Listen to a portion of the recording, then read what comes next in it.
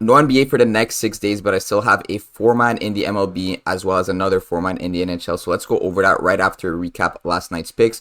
So of course, this was the first slip I gave out in the NHL. Did not hit. It was a low-scoring game. It was only 3-2. No goal within the first whole period, so they only ended up scoring within the second. Of course, the correlation is quite strong here. The New York Rangers only scored 2 goals. Neither Panarin or Adam Fox were on the end of either of those goals, and that's kind of the idea with this. You know, we want these guys to be cashing together, and you can see they did, but in the opposite direction. Tarasenko did end up getting his 2 shots, though. In the NBA, I want to talk about this Gafford pick. Obviously, went 2-2. Let's talk about Gafford here because this is actually a bad pick. The whole hypothesis for last night's picks was that Derek Lively was going to be out. So we had him at 10.5 points plus assists. If you notice, once Derek Lively got announced in the lineup or that he was playing, Gafford actually got bumped down to 9.5 points plus assists. And this is a concept I talk about all the time. Just because a pick is good doesn't necessarily mean it will hit. And just because a pick is bad doesn't mean it will miss. So that is a perfect example of this. When we locked this Gafford pick at 10.5 and Lively gets announced, this pick is no longer good, right? We wanted Lively to absolutely be out so that Gafford got the extended minutes.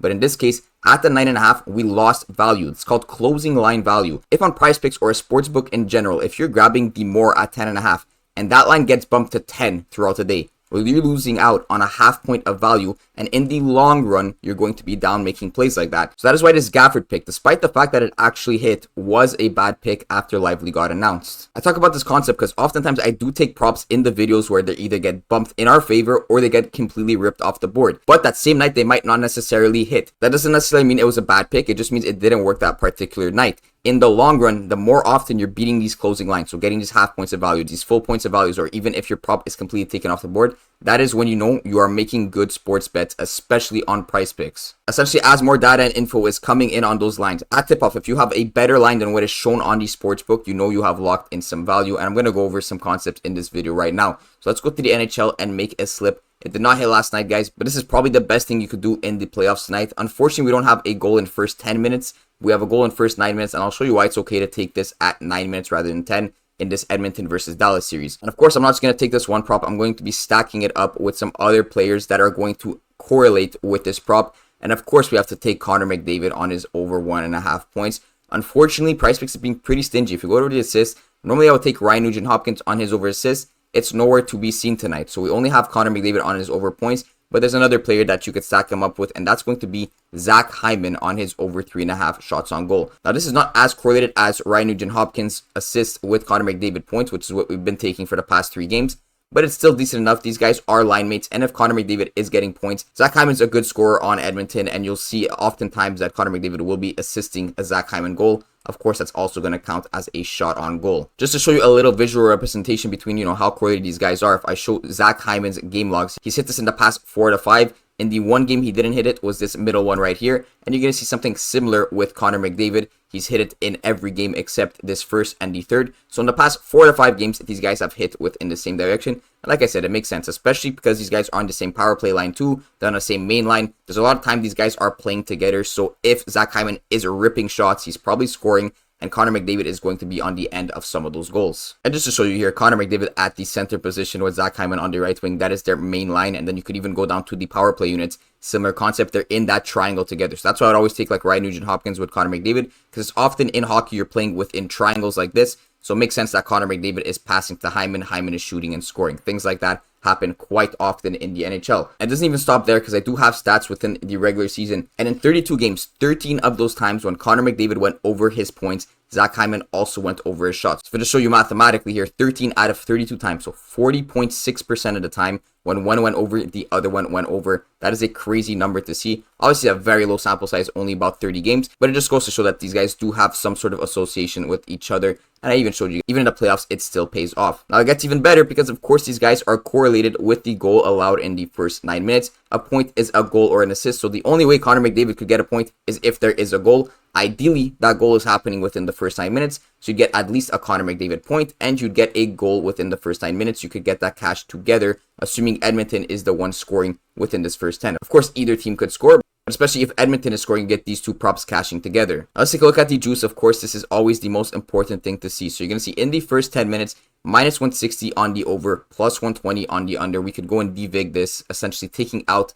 the sportsbook's edge. And you're going to see about a 57.5% chance that this cashes within the first 10 minutes. Remember though, we have the first 9 minutes, so of course we get 1 minute less.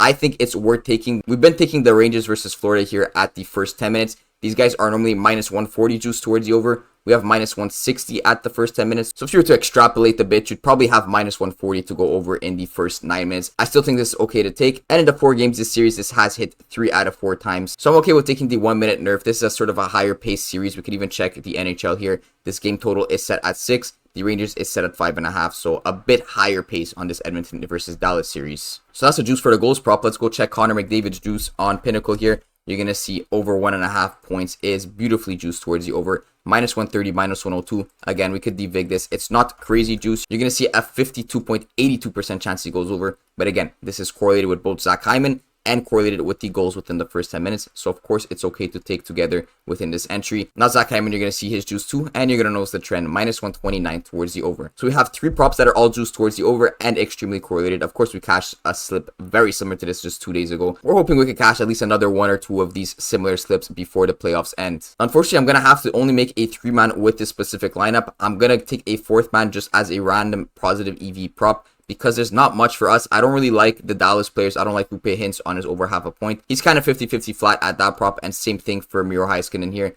at the half assist. So I'm just going to go take the Edmonton players for tonight. I'm going to go over to the MLB and just take a positive EV prop. The last prop, we're going to go over to the OddsJuice dashboard, and you can see a couple of good props here in the MLB. JP Sears over pitching outs, we got Nola over strikeouts, and we got Fedde under 16.5 pitching outs. Of course, we're just going to take the best one on the board here. Minus 128 juice on JP Sears, 56.14% likeliness that he goes over that 15.5 pitching out. And the way I'm getting these win percentages is just stripping them straight from these sports books. So I'm not looking at who JP Sears is pitching against, all these things, past 5, past 10. I don't care about that because that is going to be baked in to these sports books odds. And because Prizepicks does not care whether you take more or less, they're still going to pay you exactly the same payout. 5 into 50 here, 5 into 50 if we take his less. So you want to use these sports books odds to your advantage to figure out what is the correct direction to play this in. JP Sears over is the correct direction. I can even show you on Bet365 if we go to JP Sears, minus 120 juice on the over. I don't use Bet365 as the input for OddsJuice, but it's just to illustrate the point that you don't want to be on the under because the under is less juice than the over. And that's the general consensus of the market. You have to remember sports betting is a market. So if the whole market is telling you the over is likely to happen, why would you be on JP Sears under when his over is more likely and you're getting the same payout on Prizepicks no matter which direction you take? To illustrate how good this slip actually is, remember this is paying us 10x on Prizepicks.